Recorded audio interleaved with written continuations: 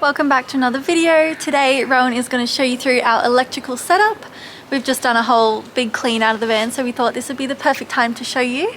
This is what it looks like. And there's also a little PowerPoint up there. But yeah, that's basically all I know about this, and I'm going to get Rowan to run you through all the ins and outs of our electrical setup.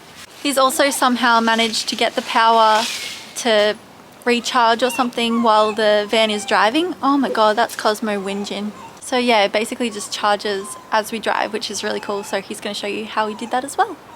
While we're waiting for Rowan to come out, I'm just nesting Cosmo like a little penguin. So the first thing you need is some sort of auxiliary battery. We got these two here, Amptron 150 amp hour lithium batteries. We went with lithium over just regular AGM because they're lighter, they're more efficient, and they last longer. They are a bit more expensive, but hopefully they'll hold their value. Next thing we got was the Red Arc Manager 30, which is the battery management system.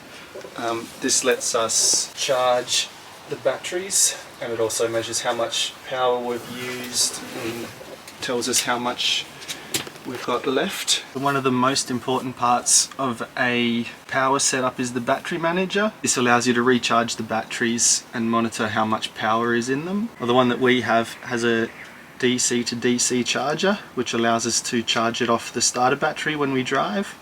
It also has a mains power adapter, so we can charge it caravan parks, and we don't have solar, but it also comes with a solar regulator to charge off solar power if we wanted to add that later.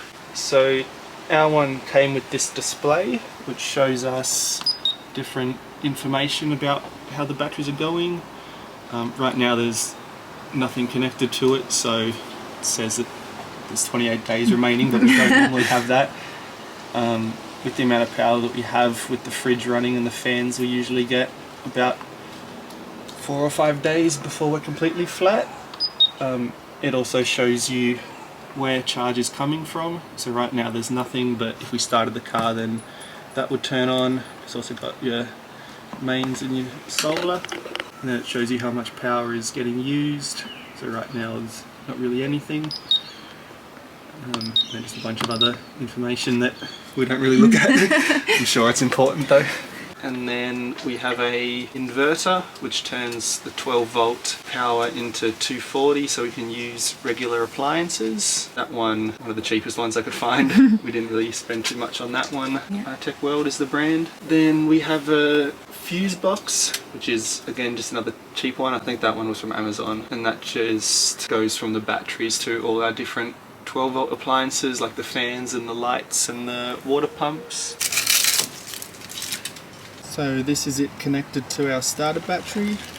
It's this red cable here which then drops down underneath the car, and then it comes back up from the car through there through I think it's a 50 amp fuse into the battery manager, and then from there it's connected to the batteries. These are the chargers we use for our phones. They're just ones off Wish.